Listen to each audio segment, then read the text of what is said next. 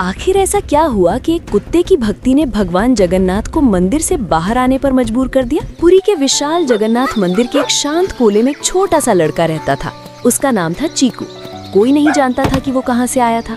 बस एक दिन वो दिखा और फिर वहीं रह गया। उसके पास कोई घर नहीं था, कोई माँ बाप नहीं थे, कोई रिश्तेदार नहीं था। लेकिन अगर कोई उससे पूछता कि उसका परिवार कौन है, तो वो बिना झिझक कहता, मेरा परिवार बाबा जगन्नाथ है और मेरा दोस्त मीकू। मीकू उसका छोटा सा भूरे रंग का कुत्ता था। न कोई खास नस्ल, न कोई पहचान, लेकिन उसकी आंखों में ऐसी वफादारी थी कि लगता था जैसे पूरी दुनिया की सच्चाई वहीं बसती हो। दोनों साथ खाते, साथ सोते और मंदिर की सीढ़ियों पर साथ ही दुनिया को देखते। दिन में जब मंदिर भक्तों से भर जाता, घंटियां गूंजती, शंख बजते और लोग अपने दुख सुख लेकर भगवान के सामने खड़े होते, तब चीकू दूर खड़ा सब देखता रहता। उसे अजीब सा लगता था कि हर किसी के साथ कोई न कोई है, माँ, पिता, दादी, भाई, लेकिन उसके साथ सिर्फ मीकू है। वो कभी कभी मीकू से फुसफुसाकर कहता, देख सबके पास अपना कोई है, हमारे पास बाबा है ना। मीकू उसकी हथेली चाट देता, जैसे कह रहा हो हाँ है। लेकिन असली कहानी रात से शुरू होती थी। जब मंदिर खाली हो जाता, दीपक की लौ धीमी पड़ जाती और सन्नाटा पूरे आंगन में फैल जाता, तब चीकू धीरे धीरे भगवान जगन्नाथ की मूर्ति के पास जाकर बैठता। वो दिन भर की सारी बातें उन्हें सुनाता। बाबा, आज एक बच्चा अपनी माँ से लिपटकर सोया, मुझे भी कभी कोई ऐसे पकड़ेगा। मूर्ति शांत रहती, लेकिन चीकू को लगता कि कोई सुन रहा है। वो भगवान से डरकर नहीं, दोस्त की तरह बात करता था। कभी शिकायत, कभी हंसी, कभी सवाल। एक दिन मंदिर में बड़ी हलचल थी। एक अमीर सेठ ने कीमती आभूषण चढ़ाए। सब लोग खुश थे, पुजारी लोग व्यस्त थे। चमकती रोशनी में भगवान का श्रृंगार और भी भव्य लग रहा था। चीकू दूर खड़ा देख रहा था। उस रात उसने भगवान से पूछा, बाबा, अगर कोई अमीर हो तो आप ज्यादा खुश होते हो, क्या गरीब की बात धीरे सुनते हो? उसी क्षण सामने का दीपक अचानक बुझ गया। पुजारी ने कहा हवा का झोंका था, लेकिन चीकू ने पहली बार मन में एक हल्की सी चुभन महसूस की। कुछ ही दिनों बाद मुख्य पुजारी की तबीयत अचानक बिगड़ गई। मंदिर में अफरा तफरी मच गई। चीकू डर गया। उसे लगा जैसे उसका आखिरी सहारा भी छिन जाएगा। रात को उसने भगवान के सामने बैठकर कहा, अगर बाबा चले गए तो मैं भी चला जाऊंगा। उसी रात मंदिर के बाहर कुत्तों का झुंड रोने लगा और मीकू भी बेचैनी से चक्कर काटता रहा। पुजारी बच गए, सबने राहत की सांस ली। लेकिन उस रात उन्होंने भगवान से कहा, प्रभु मेरे बाद चीकू का क्या होगा? सुबह एक फैसला हुआ, चीकू को गोद दे दिया जाएगा। वजह साफ थी, उसका भविष्य सुरक्षित होगा। किसी ने उससे नहीं पूछा कि वो क्या चाहता है। जब उसे बताया गया, उसने बस एक सवाल किया, क्या बाबा ने मुझे भेजा है? मुख्य पुजारी की आंखें भर आईं, लेकिन उन्होंने हाँ कह दिया। उस पल चीकू ने भगवान की मूर्ति की ओर बहुत देर तक देखा, फिर धीमे से बोला, अगर बाबा चाहते हैं तो मैं जाऊंगा। जब वो कार में बैठा, मीकू पीछे पीछे भागा बहुत दूर तक। जब कार ओझल हो गई, मीकू मंदिर की सीढ़ियों पर बैठ गया और लंबी हूक भरी। उसी क्षण भगवान के मुकुट का एक छोटा सा मोरपंख हल्का सा हिला, इतना हल्का कि किसी ने ध्यान नहीं दिया। सेठ के घर में चीकू को नया कमरा मिला, अच्छा खाना मिला, सुरक्षित छत मिली। लेकिन पहली रात उसने खिड़की से आसमान देखते हुए धीरे से कहा, बाबा, अगर ये आपकी मर्जी थी तो मीकू इतना रो क्यों रहा है? उसी समय मंदिर में मीकू ने खाना छोड़ दिया। पहले दिन कम खाया, दूसरे दिन पानी भी नहीं पिया, तीसरे दिन वो गर्भगृह के सामने चुपचाप लेट गया। लोग बोले कुत्ता है, भूल जाएगा, लेकिन वो नहीं भूला। तीसरी रात मंदिर में अजीब सा सन्नाटा था। मीकू हिल भी नहीं पा रहा था। मुख्य पुजारी उसकी हालत देखकर रो रहे थे। उसी रात चीकू को सपना आया। उसने देखा मंदिर का द्वार खुला है, लेकिन गर्भगृह खाली है।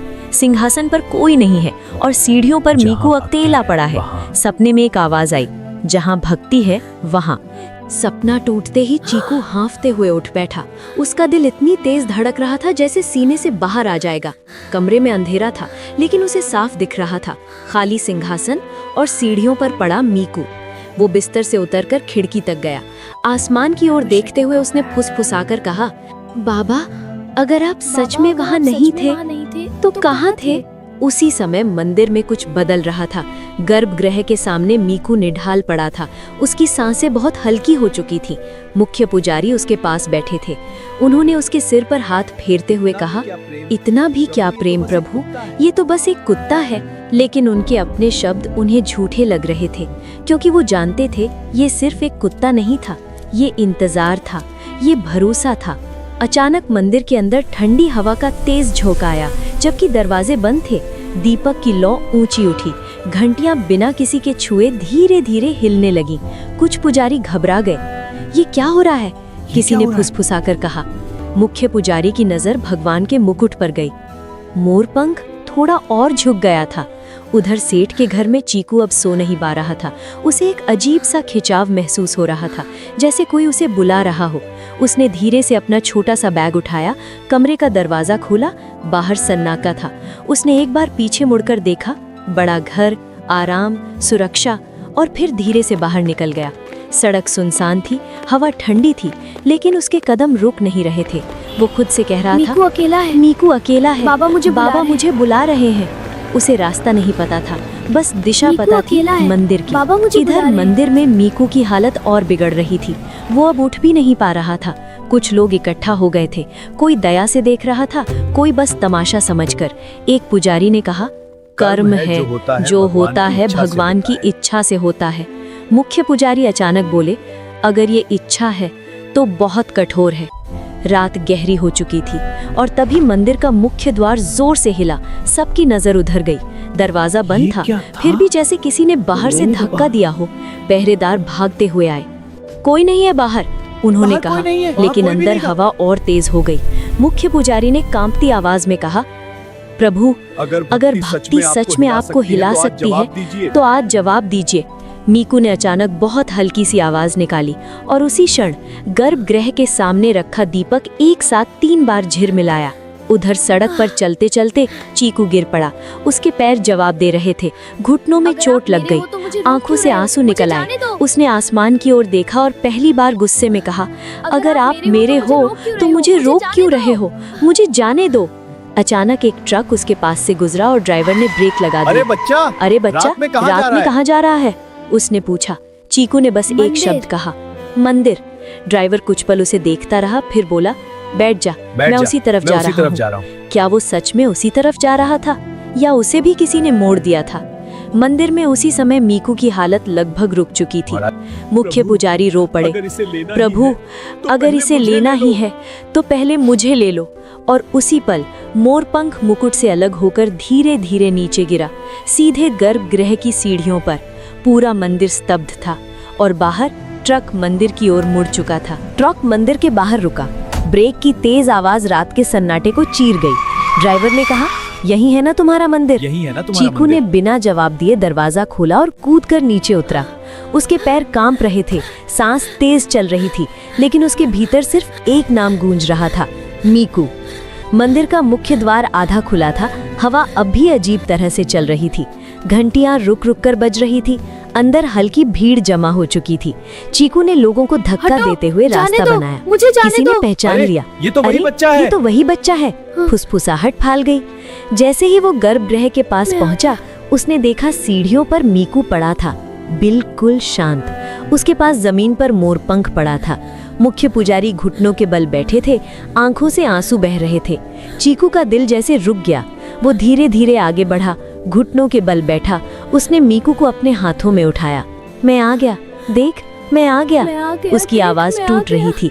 भीड़ पूरी तरह शांत थी। मीकू ने बहुत कोशिश से अपनी आंखें हल्की सी खोली, बस एक पल के लिए। उसकी पूंछ जरा सी हिली और फिर उसका शरीर ढीला पड़ गया। किसी ने सांस रोक ली, किसी ने आंखें बंद कर ली। मुख्य पुजारी की आवाज कांपी, प्रभु। चीकू ने रोते हुए भगवान की मूर्ति की तरफ देखा। आपने कहा था आप हमें नहीं छोड़ेंगे। उसी क्षण मंदिर के अंदर अचानक सब कुछ थम गया। हवा बंद, घंटियां शांत, दीपक की लौ स्थिर, और फिर गर्भगृह के अंदर की परछाई जैसे हल्की सी हिली। किसी ने कुछ स्पष्ट नहीं देखा, लेकिन सब ने महसूस किया। चीकू ने मीकू को सीने से लगा रखा था। उसके आंसू मीकू के चेहरे पर गिर रहे थे। वो लगातार बोल रहा था, उठो, उठो ना, मैंने कहा था मैं वापस आऊंगा। और तभी मीकू की छाती बहुत हल्के से उठी। एक सांस, बहुत धीमी लेकिन जिंदा। मुख्य पुजारी ने अविश्वास से देखा। रुको, रुको। उन्होंने मीकू की नब्ज टटोली। बहुत हल्की धड़कन थी। ये अभी जिंदा है। भीड़ में हलचल हुई। किसी ने कहा चमत्कार, किसी ने कहा ये कैसे, लेकिन चीकू कुछ नहीं बोला। वो सिर्फ मीकू को पकड़े रहा। मुख्य पुजारी की आंखों में आंसू थे। उन्होंने धीरे से कहा, आज हमने कुछ देखा नहीं, लेकिन समझ लिया। भीड़ धीरे धीरे पीछे हटने लगी। कोई जोर से कुछ नहीं बोला। सबकी आंखों में डर भी था श्रद्धा भी। चीकू ने मोरपंख उठाया और भगवान के चरणों में रख दिया। अगर आप सच में गए थे तो वापस मत जाइए, हमें यहीं रहना है। और उस रात के बाद पुरी में एक सवाल फैल गया, क्या भगवान सच में बाहर आए थे या उन्होंने बस ये दिखा दिया कि वो कहीं गए ही नहीं थे। लेकिन असली मोड़ अभी बाकी था, क्योंकि मीकू बच तो गया था, लेकिन उसकी सांसें अब भी बहुत कमजोर थी और शायद अगली परीक्षा उससे भी बड़ी होने वाली थी। मीकू जिंदा था, लेकिन मौत की परछाई अब भी उसके ऊपर मंडरा रही थी। उसकी सांसें बहुत हल्की थी। मुख्य पुजारी ने तुरंत वैद्य को बुलाया। भीड़ धीरे धीरे हट गई, लेकिन मंदिर के अंदर एक अजीब सा डर फैल गया था, जैसे सबने कुछ ऐसा महसूस किया हो जिसे शब्दों में नहीं बताया जा सकता। चीकू पूरी रात मीकू के पास बैठा रहा। उसने एक पल के लिए भी उसे छोड़ा नहीं। हर कुछ मिनट में वो उसकी छाती पर हाथ रखकर देखता, सांस चल रही है या नहीं। बीच बीच में वो भगवान की मूर्ति की ओर देखता और कहता, अगर आप आए थे तो अभी से ठीक भी कर दो। मूर्ति शांत थी। सुबह हुई, मंदिर में फिर भीड़ आने लगी। रात की घटना की चर्चा फैल चुकी थी, लेकिन उसी दिन एक और बात हुई। मंदिर ट्रस्ट के कुछ सदस्यों ने बैठक बुलाई। उन्होंने कहा, कल की घटना से मंदिर की प्रतिष्ठा पर असर पड़ेगा। लोग चमत्कार की बातें करेंगे। हमें साफ करना होगा कि ये सब प्राकृतिक था और उस लड़के को उसे स्थायी रूप से यहाँ रखने का निर्णय दोबारा सोचना होगा। मुख्य पुजारी चुप थे, उनकी आंखें लाल थीं। उन्होंने धीमे से कहा, अगर कल जो हुआ वो प्राकृतिक था तो मैं 50 साल से मंदिर में क्या देख रहा हूँ। लेकिन निर्णय टल गया। तय हुआ, कुछ दिन देखेंगे। उधर चीकू को कुछ भी पता नहीं था। वो बस मीकू के पास बैठा था। उसने धीरे से उसके कान में कहा, तुम्हें कुछ नहीं होगा, बाबा ने तुम्हें वापस भेजा है। दोपहर तक मीकू ने आंखें खोली। उसने बहुत कमजोर सी आवाज निकाली। चीकू के चेहरे पर हल्की सी मुस्कान आई। उसे लगा अब सब ठीक हो जाएगा। लेकिन शाम होते होते फिर से मीकू की हालत बिगड़ने लगी। उसका शरीर कांपने लगा, सांस तेज और अनियमित हो गई। वैद्य ने मुख्य पुजारी को अलग ले जाकर कहा, ये चमत्कार से नहीं बचेगा, शरीर बहुत कमजोर हो चुका है। मुख्य पुजारी के चेहरे पर गहरा सन्नाटा था। उसी रात जब मंदिर खाली हुआ, चीकू फिर भगवान के सामने बैठा। उसने पहली बार शिकायत नहीं की, उसने पहली बार रोया भी नहीं। वो बोला, अगर भक्ति इतनी बड़ी चीज है तो क्या उसकी भी सीमा होती है? अगर आपने उसे वापस भेजा तो फिर ले क्यों रहे हो? कुछ पल सन्नाटा रहा और फिर गर्भगृह के अंदर की परछाई फिर से हल्की सी हिली। उसी क्षण मीकू ने बहुत हल्के से सिर उठाया और चीकू की ओर देखा। उसकी आंखों में दर्द नहीं था, डर नहीं था, जैसे कोई समझ आ गई हो। और फिर उसने अपना सिर चीकू की गोद में रख दिया। धीरे धीरे उसकी सांसें शांत होने लगी। चीकू समझ नहीं पा रहा था क्या हो रहा है। उसने उसे हिलाया, मीकू उठो, देखो मैं हूँ। लेकिन इस बार कोई हलचल नहीं हुई। मुख्य पुजारी दौड़ते हुए आए। उन्होंने मीकू को देखा, फिर चीकू को। उनकी आंखों में आंसू थे। उन्होंने कुछ नहीं कहा, क्योंकि इस बार कोई हल्की धड़कन नहीं थी। भक्ति ने भगवान को हिला दिया था, लेकिन क्या भगवान ने परीक्षा पूरी की थी या और गहरी कर दी थी? और चीकू पहली बार भगवान की मूर्ति की ओर बिना कुछ बोले देख रहा था। उसकी आंखों में अब भरोसा था या टूटन, कोई नहीं समझ पाया। अगला पल तय करेगा, क्या भगवान सच में बाहर आए थे या उन्होंने बस एक कहानी अधूरी छोड़ दी? चीकू पूरी रात उसके पास बैठा रहा, ना आंसू न चीख, बस खाली नजर। सुबह जब लोग इकट्ठा हुए, किसी ने धीमे से कहा, शायद भगवान की यही मर्जी थी। चीकू ने पहली बार सिर उठाकर भगवान की मूर्ति की ओर देखा। उसकी आंखों में सवाल नहीं था, बस एक ठंडी सी दूरी थी। मुख्य पुजारी ने मीकू का अंतिम संस्कार मंदिर के पीछे करवाया। चीकू खुद वहां खड़ा रहा। जब मिट्टी डाली जा रही थी, उसने सिर्फ इतना कहा, तुमने कहा था जहाँ भक्ति है वहाँ बाबा होते हैं। अब देखता हूँ। उस दिन से कुछ बदल गया। चीकू रात को भगवान से बातें नहीं करता था। वो गर्भगृह के सामने बैठता, लेकिन चुप रहता। पहले वो हर बात बताता था, अब कुछ नहीं कहता था। लोगों ने नोटिस किया, मंदिर का माहौल बदल गया है। दीपक की लौ पहले जैसी स्थिर नहीं रहती थी। घंटियां कभी कभी बिना वजह बज उठती। और सबसे अजीब बात, भगवान के मुकुट का मोर पंख अब थोड़ा तिरछा रहता था। पुजारी लोग उसे सीधा करते, अगली सुबह फिर तिरछा। 3 दिन तक ऐसा हुआ। चौथे दिन मंदिर ट्रस्ट ने फैसला किया, ये सब अफवाहें बंद होनी चाहिए। बच्चे को यहाँ रखना सही नहीं है। घटनाएं उसके आने के बाद बढ़ी हैं। मुख्य पुजारी चुप रहे। इस बार उन्होंने विरोध नहीं किया। शाम को उन्होंने चीकू को बुलाया। बेटा, शायद तुम्हें फिर से जाना पड़े। चीकू ने बिना भाव के पूछा, क्या इस बार भी बाबा ने कहा है? मुख्य पुजारी का गला सूख गया। उन्होंने जवाब नहीं दिया। चीकू खुद ही बोला, ठीक है, इस बार मैं खुद चला जाऊंगा। देखता हूँ बाबा कहाँ तक साथ आते हैं। उस रात मंदिर में भीड़ कम थी। चीकू अकेले गर्भगृह के सामने गया, मोर पंख को देखा, कुछ पल खड़ा रहा, फिर धीरे से बोला, अगर आप सच में पत्थर नहीं हो तो कल मुझे रोक लेना। अगर नहीं रोका तो मैं समझ जाऊंगा। वो मुड़ा, बिना पीछे देखे मंदिर से बाहर चला गया और पहली बार मंदिर के अंदर बैठे भगवान जगन्नाथ का मुकुट बिल्कुल सीधा था। लेकिन रात अभी खत्म नहीं हुई थी। आधी रात के बाद अचानक पूरी शहर में खबर फैलने लगी, मंदिर का मुख्य द्वार खुला है। जब पहरेदार दौड़े, उन्होंने देखा गर्भगृह खाली नहीं था, मूर्ति वही थी, लेकिन सिंहासन के सामने मोर पंख नहीं था, वो गायब था। और मंदिर के बाहर की सीढ़ियों पर धूल में एक ताज़ा निशान था, जैसे कोई भारी चीज धीरे धीरे बाहर की ओर खिसकी हो। अब सवाल ये नहीं था कि चमत्कार हुआ या नहीं, सवाल ये था कि अगर भगवान कहीं नहीं गए तो मोरपंख बाहर कैसे पहुंचा, और अगर वो गए तो क्या वो एक बच्चे के पीछे गए थे? सुबह होने से पहले ही खबर पूरे पुरी में फैल चुकी थी। मंदिर का मोरपंख गायब है। पहरेदारों ने बताया कि रात को द्वार खुला था, गर्भगृह में मूर्ति थी, लेकिन मुकुट से मोरपंख नहीं था। मुख्य पुजारी कांप रहे थे। उन्होंने धीरे से कहा, किसी ने छुआ नहीं, फिर ये कैसे? इसी बीच एक छोटा सा लड़का मंदिर की सीढ़ियों से नीचे उतरता हुआ दिखा। चीकू। उसके हाथ में कुछ नहीं था, उसकी आंखें सूखी थी। वो मंदिर की ओर मुड़ा भी नहीं, वो बस चल रहा था। मंदिर के बाहर की मिट्टी में पहरेदारों ने निशान देखे, हल्के, घिसटते हुए, जैसे कोई चीज जमीन पर सड़कते हुए बाहर आई हो। निशान मंदिर से बाहर की सड़क तक जा रहे थे और फिर अचानक गायब। मुख्य पुजारी ने बिना कुछ कहे उन निशानों का पीछा किया।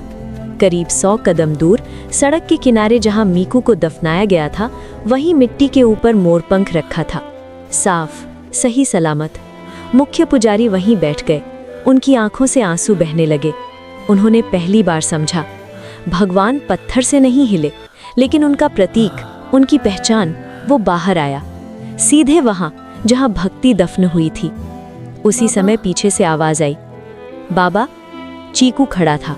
उसने मोरपंख देखा, कुछ पल चुप रहा, फिर धीरे से बोला, देर से आप आए थे, लेकिन देर से। उसकी आवाज में शिकायत नहीं थी, बस थकान थी। मुख्य पुजारी ने कहा, शायद भगवान कभी देर से नहीं आते, शायद हम जल्दी उम्मीद कर लेते हैं। चीकू मिट्टी के पास बैठ गया। उसने मोरपंख उठाया, धीरे से मीकू की कब्र पर रख दिया। अब ठीक है, अब मुझे समझ आया। मुख्य पुजारी ने पूछा, क्या समझ आया? चीकू बोला, भगवान मंदिर में नहीं रहते, वो वहाँ रहते हैं जहाँ कोई आखिरी सांस तक उनका इंतजार करता है। हवा हल्की सी चली, मोरपंख हिला, लेकिन इस बार कोई चमत्कार नहीं हुआ। कोई घंटी नहीं बजी, कोई द्वार नहीं हिला, बस एक सच्चाई सामने खड़ी थी। उस दिन के बाद चीकू मंदिर में नहीं रहा, वो पुरी में ही कहीं रहने लगा। कभी कभी मंदिर आता, चुपचाप बैठता, कुछ नहीं मांगता। मंदिर में आज भी मुकुट पर मोरपंख है, लेकिन पुराने पुजारी कहते हैं एक बार वो बाहर गया था। कुछ लोग मानते हैं ये कहानी है, कुछ कहते हैं अफवाह है, लेकिन पुरी में एक सवाल आज भी पूछा जाता है, अगर भगवान कभी बाहर नहीं आते तो वो मोरपंख मीकू की कब्र पर कैसे पहुंचा? और अगर वो आए थे तो क्या वो देर से आए या ठीक समय पर? कहानी यहाँ खत्म नहीं होती, क्योंकि असली सवाल ये नहीं है कि भगवान मंदिर से बाहर आए या नहीं। असली सवाल ये है, अगर आपकी पुकार सच्ची हो तो क्या भगवान आपके लिए भी बाहर आएंगे? कहानी का सार बहुत कुछ कहता है। आपने क्या सीखा? कमेंट में सबको जरूर बताएं। हमारे सभी घरों में जानवर होते हैं, कुत्ते, बिल्ली, गाय, भैंस, हम सबको उनसे प्यार करना चाहिए, क्योंकि भले ही वे हमारी भाषा नहीं समझते, पर प्यार जरूर समझते हैं। जानवर आपके हों या ना हो, प्यार और करुणा सबके लिए होनी चाहिए। अगर आपने भी किसी करीबी पेट को खोया है तो उसका नाम कमेंट में जरूर लिखें। जय जगन्नाथ बाबा जी।